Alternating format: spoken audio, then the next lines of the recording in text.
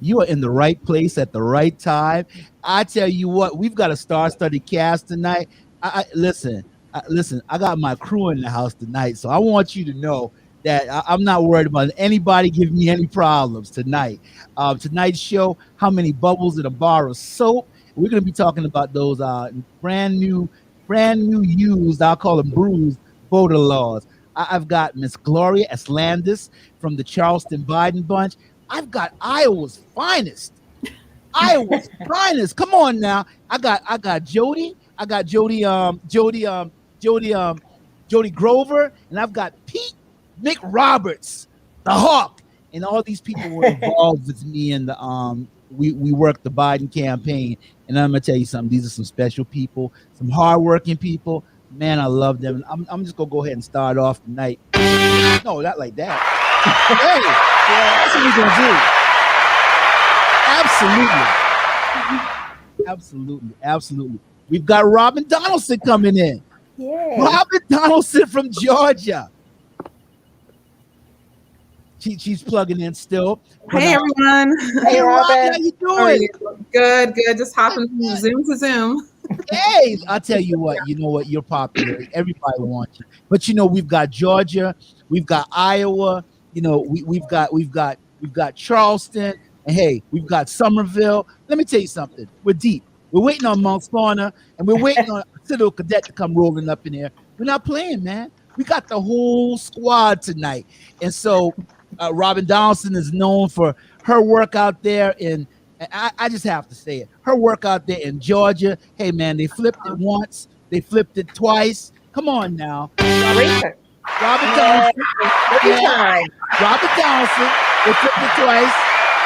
3 times. They did so much flipping that now they want to change the voting laws. And Pete Roberts and Jody working tirelessly around the clock. I had the opportunity to work with these guys, man, transporting the nation's finest. And that's all you can know. Because listen, anonymity, don't read the book. Read the book 20 years from now. That's right. But transporting the nation's finest, and we're just glad. And Miss Gloria making those phone calls, knocking those doors down there in Charleston. And these people are the people that were at ground level. And I'm just proud to be on the same broadcast as them. There are some outlandish, how many bubbles in a bar of soap? Outlandish new voting laws. There's new outlandish voting laws going on. To let you know that in Texas, Georgia, and Arizona, and it's reminiscent of Jim Crow, overt voter suppression rather. State Republicans in Texas, Georgia, and Florida are now proposing voting restrictions that they say are needed to restore trust in the system. According to the Brennan Center, there are at least 253 restrictive bills under consideration in 43 states this year. So Georgia, their new oversight of county elections, they're restricting who can vote with provisional ballots, making it a crime to offer food or water to voters waiting in lines. And the law also requires runoff elections to be held 4 weeks after the original vote instead of the current 9 weeks. So now we've got Robin Donaldson for 30 minutes. We're going to start off with you, Robin Donaldson. Robin Donaldson, we're going to start with you. What's going on in Georgia with these voting laws? Yeah, so it's Georgia's ground zero still. So, we won and they didn't like the results. I mean, you saw the previous president try to change the results because he didn't like them. And then we saw what happened January 6th when the insurrectionists wanted to change the result again.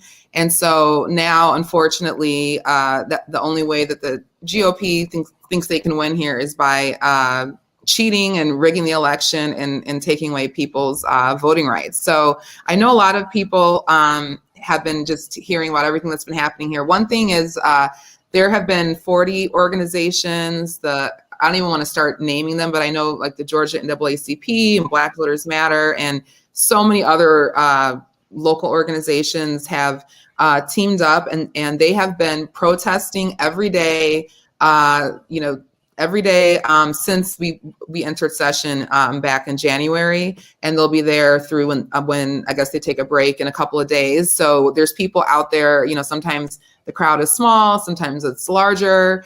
And so I've gone out there, you know, as well to show my support. And then of course we have the, you know, anti racism, you know, the Stop Asian Hate campaign, and well, not campaigns, but rallies that have been happening the last few weeks, and they're still happening in other parts of Georgia. So it's really kind of, I think, even brought a lot of coalitions even stronger, you know, together since the runoff and the insurrection. But I mean, there's so many things that are impacting the voting. It's not, I mean, definitely the most like popular one people are talking about, not popular, but the most outlandish is about you can't give water, you know, or food to people in line. And that's just like the tip of the iceberg of it all, because they've shortened absentee ballot request periods. They shortened the application return deadline for absentee ballots. They've banned out of precinct voting for 2 hours on election day. So, you know, precincts can change all the time, and, you know, people move and it's not always clear. So, I mean, that should not deter someone to be able to cast their vote. And then also, of course, the ID requirements. You have to write your date of birth now on the absentee ballot requirements. So, you know, some of these things are even like threatening people's privacy when, you know, if they're already filling out this information to request the ballot, they don't have, that information is going to be checked and double checked, you know, more than once. So then to have to put extra, you know, private information again on your ballot to send it in, you know, it just, it puts people's information at risk, you know? So, you know, there's that. And then it's just, they want to be able to take away rights from the voters and give it to the state legislature. So again, you know, if some of these laws were enacted last year, and if they didn't like the result, just like Trump didn't like the result, then it could have, you know, gone back to the state legislatures and they could change the result of the election. So as you mentioned, there's 243 or 256 bills across the country in 43 states. So even if you're in a blue state or a Democratic state, even if these laws or if these bills get struck down, you know, it's still kind of like they put a bunch of stuff out there to kind of push, you know, the conversation and push the envelope. And then they, you know, even though they may not take, you know, let's say 12 bills, they might take one or two that those one or two can still suppress the vote, you know? So even if you're in a blue state or you live up north, or, you know, whatever these stereotypes people have around voter suppression, we really have to get out of that, because Georgia and Arizona are the pilots for the rest of the country. So we're going to be seeing this, I mean, Michigan, New Hampshire, Florida, Texas, Arizona, as you mentioned, and that's just like the start of it, because the future of the Democratic Party is in the Sun Belt. So it is all about, you know, the North Carolina, Georgia, Florida, Texas, Arizona, you know, possibly Mississippi at some point, maybe South Carolina, you know, at some point soon. So that is where it's trending. And so that's why they have to change these laws, because they are devoid of any real ideas, and they don't want to expand the party beyond their base. So that's what's happening. They're trying in South Carolina to pass the law where they would take control of the local election commissions out of our local areas and into the state. So again, if they don't like the result, the county election commission won't be allowed to certify. They can come in and take over and put it to the state, which, you know, in South Carolina, everybody just assumes it's red, but my county, Charleston, is not. So my county races could be, oh, no, Charleston County Election Commission, you can't certify. That would change the makeup of our countywide races. Now, our individual gerrymandered House districts are different, but, you know, I'm fighting with people and they're like, no, so-and-so is for it. I go, well, she's wrong. You know, I go, Stacey Abrams warned us about this. I mean, that's the only way to get people to stop and think, is to mention Stacey Abrams. But losing control from your county election boards is a big deal. And as I was looking over the internet today, and I don't know who the person was that said it. I didn't have enough time to get her name, but she just blatantly said that these laws would cut Stacey Abrams off at the knees. So it's almost like, you know, they're looking for a counterpunch. You know, they're looking for a way to score. But the thing is that you know, it's like we won the election, now we want to change the rules. Right. Well, in South Carolina, and I assume in other states, if something's wrong at your county level, you can appeal to the state election commission. But if the state election commission is the one coming in and taking over for the county, who are you going to appeal to? There isn't, and it won't be a bipartisan elected appointed board anymore. It's going to be appointed by the governor. And if the legislature doesn't like the appointees, they can override him. I mean, this is ridiculous. Yes, and I just wanted to add real quick, so I know I'm going to have to jump off soon. But one thing they put through too is that you know, there's certain counties and places maybe they needed more money in order to administer their elections. And so, you know, you had like outside organizations that provided grants and funding that counties could use in order to administer their elections. So now they're saying that counties are not allowed to get outside funding from, you know, any third party to help them administer their elections. So, you know, what that means in practical terms, let's say, for example, COVID, you know, if they needed extra PPE or if they needed to hire more staff to, you know, to administer the elections, then they won't be able to do that because they won't have the money maybe to be able to facilitate these elections. So then, of course, that's going to mean longer lines. It might mean less days that precinct is open, you know, for early voting, because they won't have the money to be able to administer these elections. And they're really at risk of forcing some of these counties into a deficit or into like being bankrupt and not having money for not just the elections, but the entire county. Especially like here in Georgia, where there were like 2 or 3 recounts over and over again, you know, for no reason, because, you know, Trump had lost. But, you know, that was very taxing on a lot of counties, and that cost a lot of money. And they were able to, you know, have these recounts and, you know, prepare for these runoffs because they were able to apply for these grants to get funding to subsidize for their administering the election. So that's another huge issue. And again, this is not, I mean, of course, it's like targeted at Black voters, targeted at the coalition, you know, built in Georgia for the Democrats to win. But I mean, a lot of these things are also going to impact Republicans, independents, or anybody else that's trying to vote.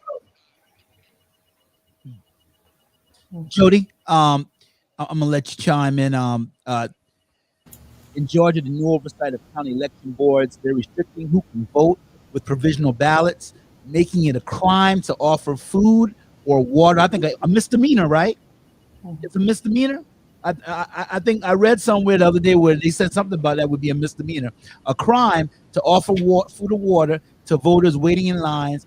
And the law also requires runoff elections to be held 4 weeks after the original vote instead of the current 9 weeks.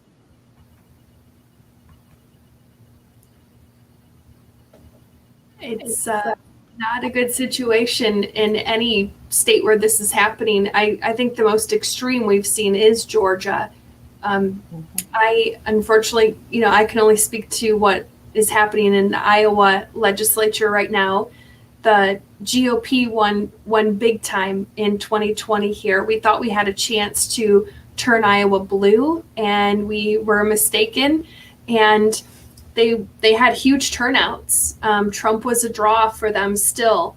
And we have voter suppression laws, not to the extreme of Georgia, but, you know, along those same lines. And I know Pete can speak to many more details, but, you know, over the past 5 years, we used to have a window for absentee ballots of 40 days, and it's been shrunk to 29 days. Now it's shrunk to 20 days.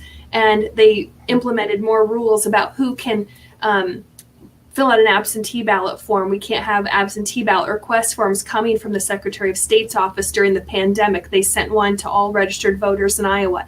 That's no longer allowed. We had huge record turnout because of that reason, which is great. You know, you can truly have a democracy when everyone can participate. Now we have, restrictions of who can deliver your absentee ballot. That has to be an immediate family member, a caregiver. No one else is allowed to return your absentee ballot. Polls close. It used to close at 9 p.m. It now closes at 8 p.m. That impacts many, many people working 2 and 3 jobs. It impacts my students. I work at a university. My students are working 2 and 3 jobs. We have farmers in our field working until, all hours of the day and night. And it really, I've heard some of the Republicans in the legislature call this new opportunities.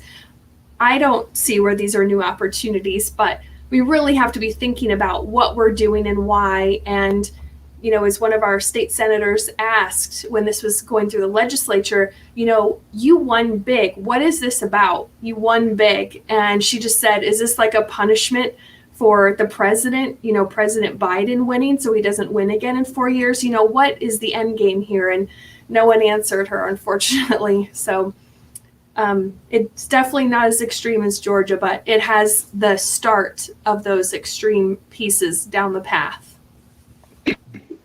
Thank you, Jody. Pete. Yeah, watching this throughout all the country, 2 things come to mind.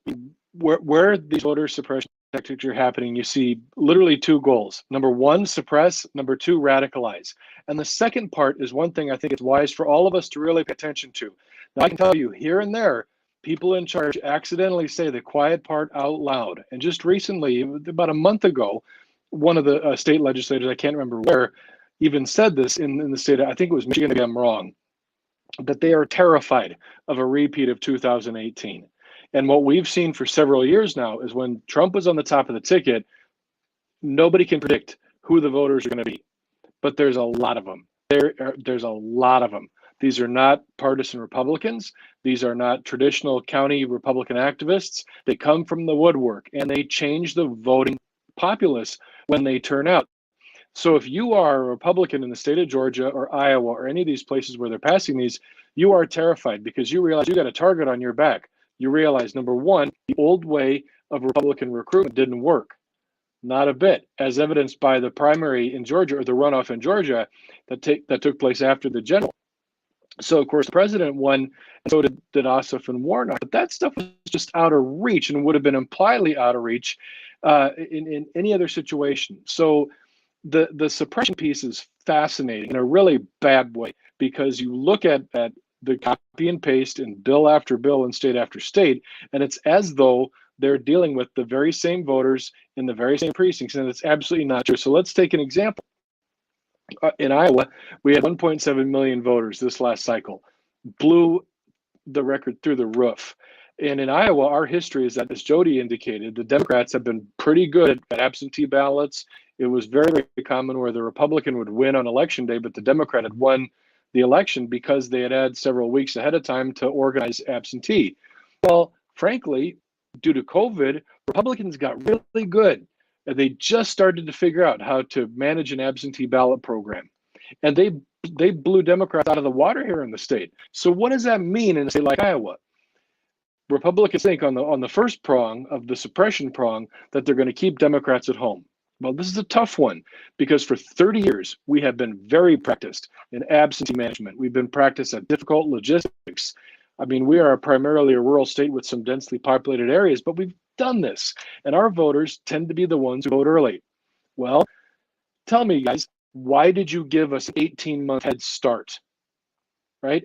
I don't like the law. I don't like the law a bit, but I like it a lot better when the other guy telegraphs their move. They just did. So historically, in places like Georgia, Iowa, is there the ability to figure out and adapt? Well, it wouldn't be the first time that the government or people in power tried to step on voters. And year after year, the trajectory is that the voters always get the last word. We may get knocked down a little bit, but we always get back up. Now in Iowa, some of these very things are so clearly aimed towards suppressing Black voters all over the country. Like, for example, you mentioned the prohibition on food and water. I mean, this is really a sick premise, because it's exactly the mismanagement of local precincts that creates the long lines. in neighborhoods where they don't have a larger tax base or where it's bona fide racist precinct management. So you create the line and then you give everybody a strong incentive not to stand in it. Well, turn that over to Iowa, where the majority, we're one of the oldest states in the country in terms of age. This means access to the voter rolls on election day can be more difficult, particularly in rural Iowa, where just like in some of the more densely populated cities around the country, it's the same issue. Precincts don't have any money. Voting is hard. Okay, well, this is really tough because we don't ever want to presume that demographics mean political destiny. They don't.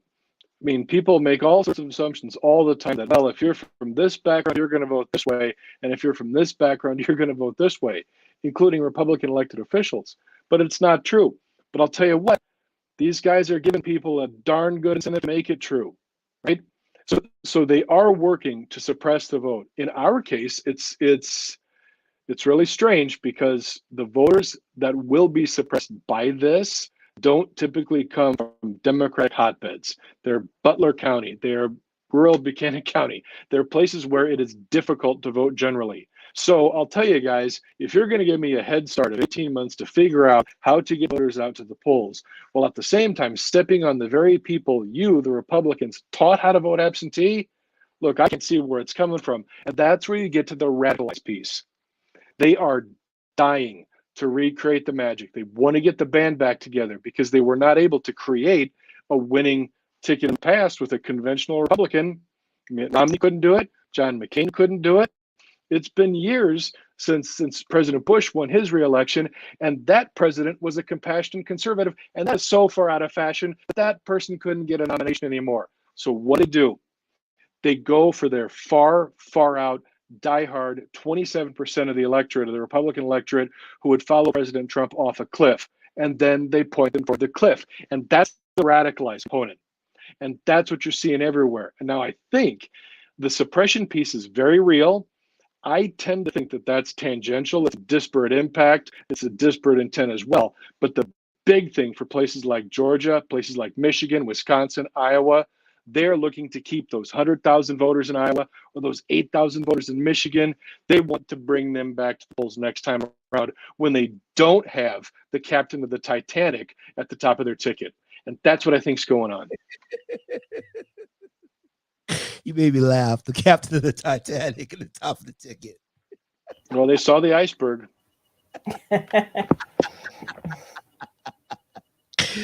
Oh, God. President Biden has called these new laws un-American, as well as the new Jim Crow. How you guys feel about? That's my guy. That's everybody here's guy anyway. But yeah, how do you feel about that? Well, can I weigh in on that? I'm sorry to talk so much, but no, please, man. That's what you're here for.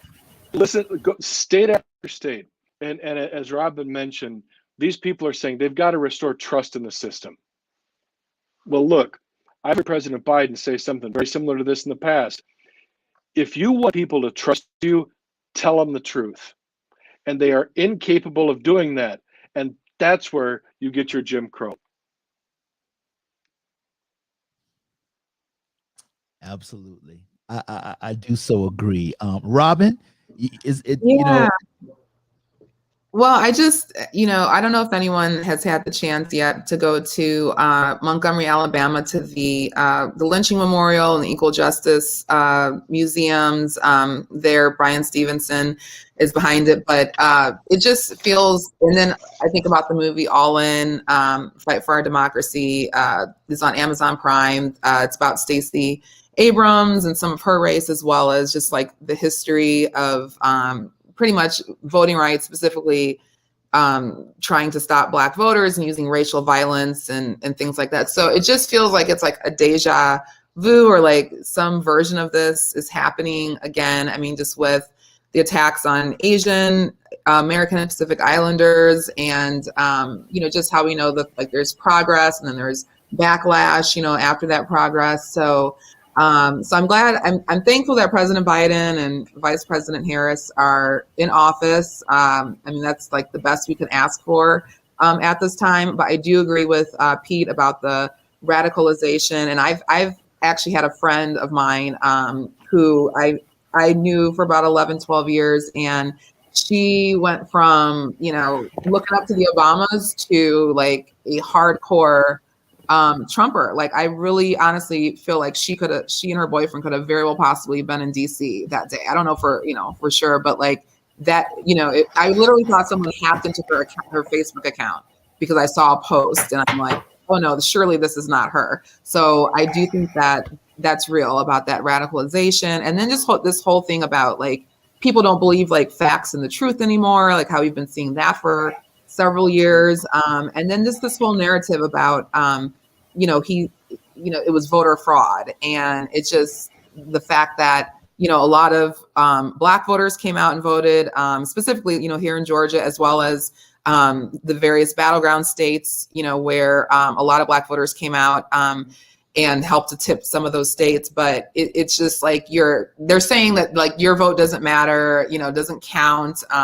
And I think we're going to see, unfortunately, maybe more racial violence and just violence, because it's like they literally don't have anything left and they're desperate, you know. So but I do like what Pete said. I mean, we're going to work our way around it because we do have the political will of the people. And I definitely, people, once they get that taste of victory in their mouth, you know, after an election, when you do win and everything, I do feel like people are, you know, even more fired up and determined. But we really, I mean, we have to pass the For the People's Act or some version of it, the John Lewis Rights Voting Act as well, because, you know, they're just out of control and they're showing, like, we know what they're going to do, which is they're going to go off the deep end and do whatever it takes to maintain power. So, we have to use the power that we have and, you know, approach things in a different way and adjust and be flexible.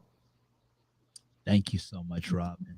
I'm going to have to leave, but thank you so much. I love South Carolina and Iowa, and my mother, my grandmother and grandfather on my mom's side were all born in Des Moines. So I definitely have, So I definitely have, like, both my grandfathers trained there in the military. They were from the South and they trained there, and then they went to fight. And when they came back, they relocated their family to Des Moines. So that's how my grandparents were both born there. And then my mom, and then they moved to Chicago. But anyway, I love Iowa. I love South Carolina. And I'm so happy, like, you were able to have this and bring us together. And I will definitely tune back in because I love what everyone's saying. And we're going to get through this. You know, we're going to keep on defying all the odds like we did before.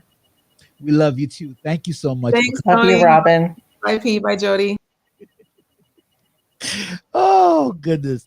Miss Gloria, did you have anything you wanted to say about what we were talking about? No, I told you what was going on here. I think that right now that is the only, it's still a new bill, so they're still ironing it out. But that's one of the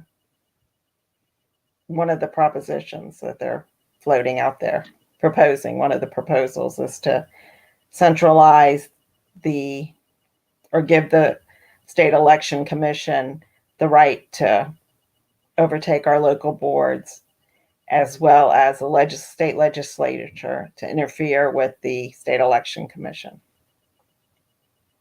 Okay. This all started behind election integrity and an outrage over false voting cries, almost reminiscent of the boy that cried wolf. Why does the word of 45 that has more holes than Swiss cheese hold so much water?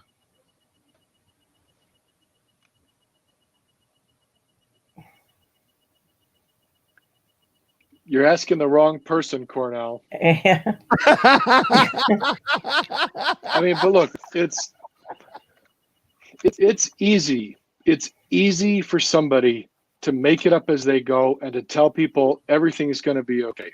I mean, and I mean this with all sincerity. So if you look back at the Trump operation from 2015 on, you know, his job was to say the first half of the sentence and leave the rest up to imagination. His job was to fill a spot that was self-defined by the voter. Everything's going to be all right. You're going to be okay. Those other people who hurt you, we're going to get them. And America's going to be great again. I mean, it's like a Mad Lib. You fill in the word that you want to associate with that campaign, and they're not going to deny it because they're not denying anything. They'll take your vote, and that's the problem. You know, there were people who had some kind of hope that even though Trump was a Republican, ran as a Republican, that he was such a transactional business guy that he would somehow be a different type of a Republican. And I guess I think this is a Maya Angelou quote: "When somebody shows you who they are the first time, believe them." And that there was no there. And so this is another quote. I'm just full of them tonight. You know, he dance with who brung you, and the fact is, it was deliberate. When you go to places like Western Florida, Northwestern Michigan, to corral people who would not vote under any circumstances, and do so by making overtly racial threats and promises, and always pin things on the other. And this is a difficult thing because, you know, like in this last election, we saw President Biden, I think it was something like 90% approval among Democrats. Trump is the same way. So you have this real question of who's going to vote. And whichever one can get you over the top really does kind of run the show. And so in this case, you've got most normal Republicans. They're not white supremacists. They weren't Trumpers. I mean, Trump really did not do very well among their party as a whole. But in state after state, that sliver of the people who were the loudest and came out the best, you know, they got their president. And that's the sort of thing that creates just a monstrosity of, you know, one of the great political parties, you know, and that happened. And so, but at the end of the day, not to put too fine a point on it, it's BS sells. If you don't have to deliver on your promises, you're going to have an audience. And that was what the Trump campaign was based on. And unfortunately, so was the presidency. And there's about 27% of Republicans who voted in 2020 who would follow Trump to the moon back. They're there. And it's anybody's guess as to whether or not they'll be Republican activists. But they were Republican voters in 2020. The rest of them, it's interesting. If you get a chance to listen to a show called Hacks on Tap, they had Trump's pollster on there this past weekend. And he broke down 27% Trump always. And then, you know, the other 73 either liked him or didn't like him, or they would want to write in, you know, Mr. QAnon. But that's not enough to necessarily win a presidency, but it sure is enough to drag down a party. And this is why you see those dominoes are falling in state after state, because they need the hype. They need the hype. And that's why you see these terrible ones. I mean, but again, if somebody promises you something, you know, people like hearing promises. People don't like hearing details. And that's why it was so critical, I believe, you know, for the Biden campaign to just call it what it was. We got to restore the soul of the country. It ain't sustainable the way that it was. And I think that I mean, I'm a little biased. I have a feeling that Ms. Grover, Mr. Johnson is too. You know, that Trump mechanism was powerful, and maybe it took a little bit of soul to overpower it. You know, that's that you get the light in the dark, and in 20 the light won, but the rest is not extinguished yet. And the other point is, you know, it ain't every Republican who is a full-on Trump activist or a QAnon person. And this is the thing that our side has to do a lot better recognizing. You know, they created him. I get it. That stuff is not without consequence. But it is not at all smart to just assume that because 90% of Republicans voted for Trump, that they want him back, right? It's not right to assume that you got to punch them all down, because they are still going to be here. And that goes back to the radicalized question. Do we create a generation of these folks, or can we get by with only 4 years worth of damage? And I don't want 20 years from now my neighbors who never grew up under Trump to be sitting around the house with his picture above their fireplace. Let's just call it for what it is, and they need an off-ramp. And so in states where it is a Republican state, or if you've got a Republican, you know, state, I mean, the deal is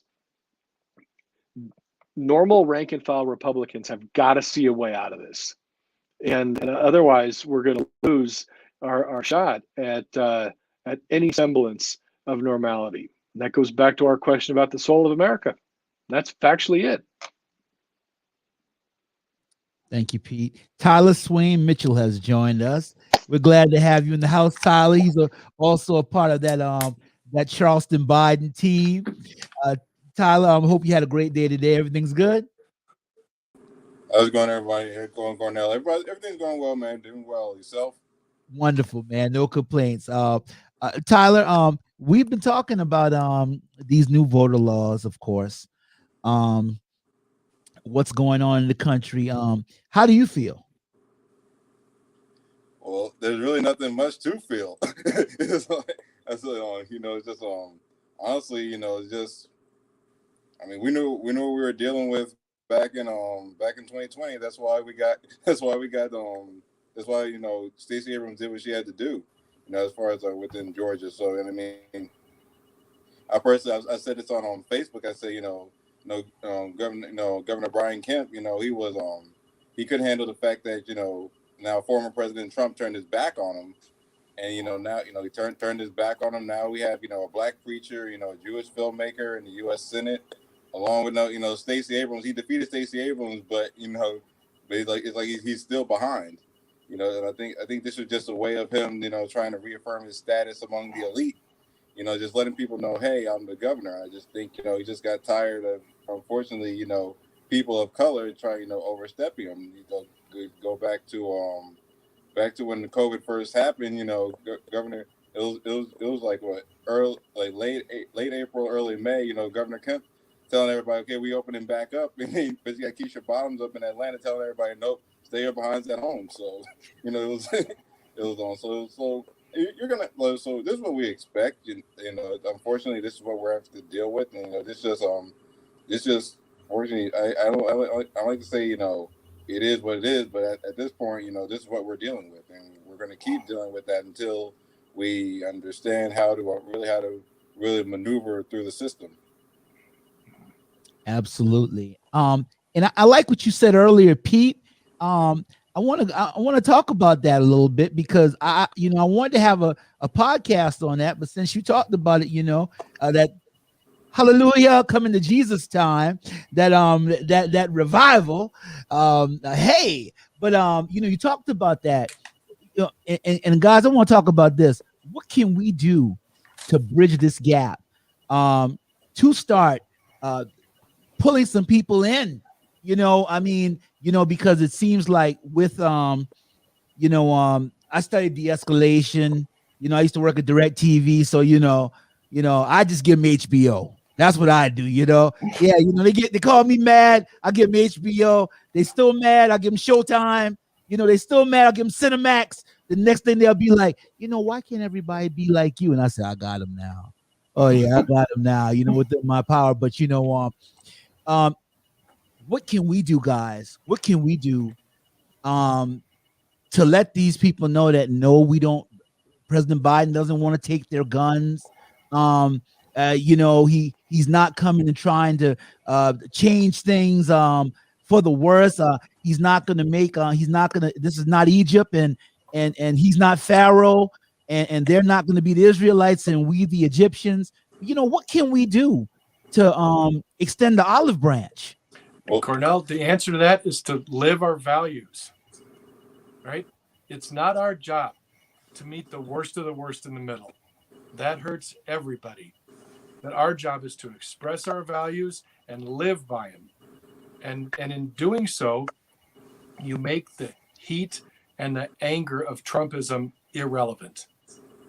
That's the answer. The answer is not to compromise what you believe. The answer is to argue it with joy and with honor, and do it in a way that respects everybody you're dealing with, even while you beat them.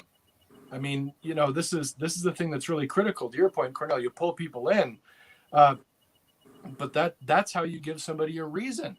If you look at the Democrats, there's 5 of us here from all over the state. We agree on some critical things. Biggest thing in November was we all agreed that Biden should be president. But the deal is we're not really negotiating with each other, but we're pulling in the same direction, knowing there's some differences. And I got to tell you, it's not our job to smooth talk a Republican into making them think, oh, they're not so bad after all, right? But if you live your values, and if those values are worth believing in and worth working for, then you can at least walk away knowing that you put an honorable show in front of them. And I think, eventually that's how you turn the heat down. It ain't about them. I'm not here to hector them. I'm not here to argue with them.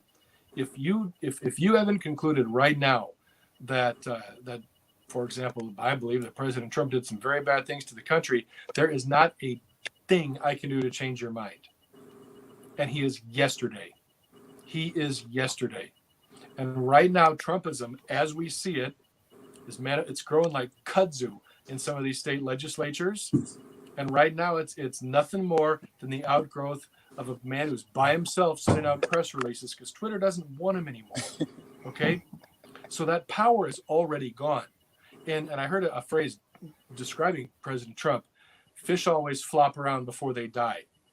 This is the flopping around. And it's not our job to start a fight we're going to lose. I'm going to lose in the Iowa State Legislature. I absolutely am. But what I can do without question is put on a good front and fight our fight with joy. They have not seen that in a long time, and neither have our neighbors.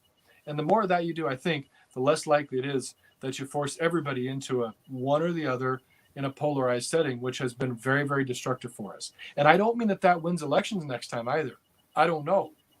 But we are so behind the eight ball in some of these states that we got to stop with the idea that if we just change out our message, then everybody's going to come back home and vote Democrat. Nope, ain't going to happen. That is wrong. So we got to begin to think about stuff in a generational sense, as opposed to, every other year a new campaign gets started and frankly says a slightly dusted off version of the same thing that they've said for the last 2 years. Think of it this way. All of us at the beginning remember, maybe people even made fun of it a little bit, that a world famous former vice president was running on a platform of restoring the soul of the nation. Oh, how quaint. Oh, what does that even mean? Ask President Biden how that worked out. So this stuff is not a joke. There's no joke. It's absolutely true. It's absolutely true. And if that means we keep losing elections in the state of Iowa, so it does. There's always going to be a winner. There's always going to be a loser. But what we cannot do is pour more gas on a fire that never should have been lit in the first place. So let's just live our values and organize like our lives depend on it, because they do. They do. Absolutely. Absolutely. I've heard it from the sensei. I feel like you're going to say, grasshopper, take the rock from my hand. That's how I always feel. That's rock. Jody, do you have anything to say about that, or did Pete drop the mic? Pete dropped the mic for sure. There's no follow-up to Pete, but he's right about the Biden message, and to follow it up, definitely no joke. I'm serious, Jody. That's what he would always say. Miss Gloria? How do you follow that? It was Tyler? I mean, Pete said it. Sometimes people just committed to misunderstanding you, and that's really just how it is. I mean, if you see what all President Trump's done after 4 years, like 73 million people saw everything that Trump did after 4 years and said they want it again. Mm-hmm. So unfortunately, I love President Obama, but he said, he's often said, this is not who we are as a country. Maybe it is, maybe it is, this is, who we are as a country. And I think the problem is we're not going to solve our problem until we realize that, hey, we're pretty screwed up, in these areas. And so I think, for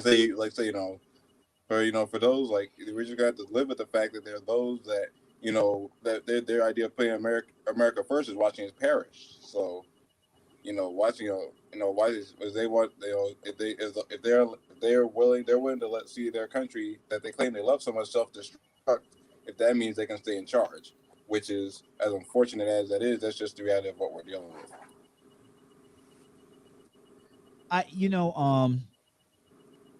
I'm so impressed. I'm just so impressed with the current administration, what the president has done. And what he's done and just what's going on around him, the pandemic, It's not like he could just make a presently, just stroll into the White House. He came in working. All these people have been vaccinated, and I just and his the people that he's chosen to run the country with him. I mean, everybody is in there. We're all, it looks, it's a melting pot. How do you feel? And I know everybody's going to be thinking the same thing, but but I because I'm running out of questions, but I just want to ask this question. How do you feel about the kind of calm that we've been experiencing, even in all the tumult of COVID-19? There's just this calm that we've been experiencing, in the great job that the president and the current administration have been doing. And I'm just going to leave it right there. And if anybody wants to have any final remarks, we're going to run it around like that. But I'm gonna tell you, everybody was just, you guys are so awesome. I mean, it was just a really awesome show. And I feel like I slept at the Holiday Inn last night, because they always say it makes you feel smarter.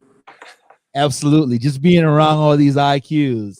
But I'm gonna, just final remarks. Final remarks, guys. And I'm gonna start with the ladies. I'm gonna start with Gloria.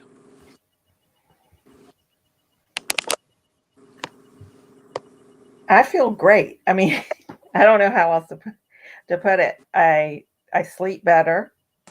I don't worry about the president getting us into war with Iran overnight. I don't know. I tell, when somebody says, the South Carolina primary turned it, I look at them and go, "You're welcome." Mm-hmm. And I think Cornell, you can speak to this. We knew when people were telling us, we should support someone else, come to our side. We were like, nope. We knew, because we would go, when we were going door to door, we knew what was going on the ground in South Carolina. We knew how the voters felt here. We knew what was going to happen on February 29th, long before everyone else did. You could just feel it. And the last week before the primary, you could really feel it. You could just, all the excitement bubbling up. The Saturday, 1 week before, we had an event with Valerie Biden at a local restaurant, and the New York Times reporter there said, how do you feel about the lack of enthusiasm? I go, what are you talking about? And I go, oh, you're confused. I go, this is South Carolina. I go, we don't show our enthusiasm by getting up and screaming the loudest. We show it by working for over 10 months, going door to door, phone banking every Tuesday and Thursday. That's how we show our enthusiasm. And I told him, talk to me in a week. Mm-hmm. And we were right. We had picked the right guy. I don't know anybody that I like anymore. We will tell you that President Biden wasn't the right man at the right time. Thank God that he wanted that, not that he wanted, that he took up, that he realized that we really needed him, and that he put himself out there to do it. A lot of times when a candidate wins an election, I don't always say congratulations. I say thank you for stepping up to serve. And in this case, thank you so much. Jody? Well said, well stated, Gloria. It's, and Pete and I had quite an adventure in Iowa with him from, day one, and just doing motorcades with President Biden and Dr. Jill Biden, and just, seeing from the ground up, and seeing wonderful moments and seeing really tough moments for, a year and a half, essentially a year for sure. And then getting to be with them in South Carolina was just the cherry on top. Like, I had so many adventures, Pete and I had so many adventures all along the way. And to be in South Carolina that night for his victory and the week leading up to it, like, you're right, Gloria, like, that to me, I will always remember that for as long as I live, like how much fun that was. And to see them, you know, win, and now he's president, it was the game changer. And to, you know, see that that's who he is, that's who he has been, that's who Dr. Biden is, you know, and you trust them. What you see behind the scenes and what you see out front is who they are. And when we hear him speak to the nation, it's just like he's talking to us in the car. And, you know, you feel good, and we're so happy that they are where they are, because they're going to do good things to help people. That's what they're there for. And that's, you know, a person we can trust, and he truly, truly cares. And I'm looking forward to the next 4 years. Absolutely. Mr. McRoberts. I mean, this is a big one, but America is great, and we needed the greatness. And we didn't know this in South Carolina, but that in fact would become a lifesaver. And, you know, we have been very lucky as people to be a part of some things that are far larger than ourselves.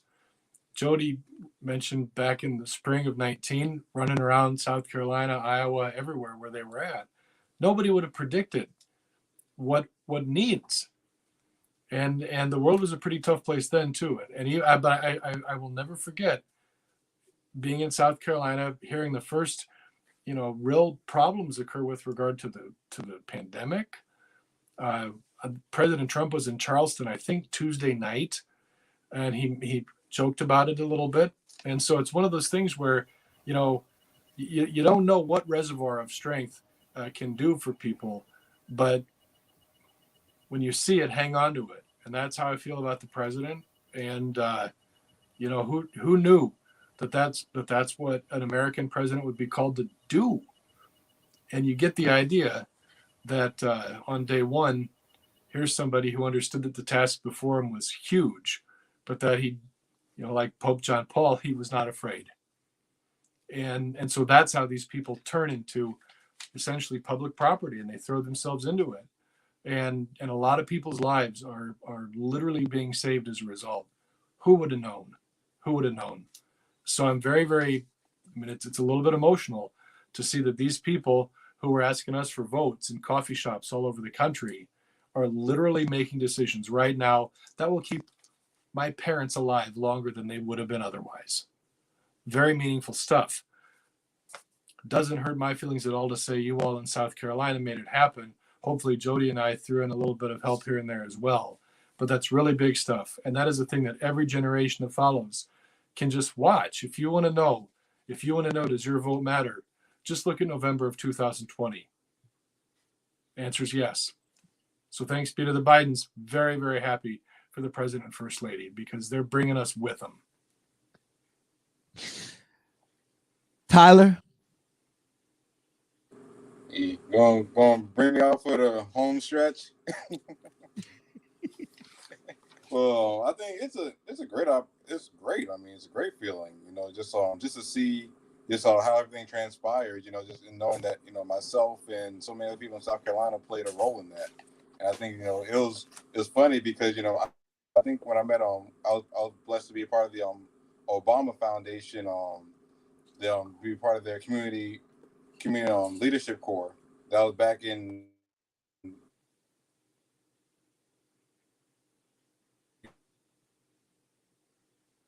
Must have lost him for a second. Unfortunately, Tyler's at the Citadel, so he's probably having some.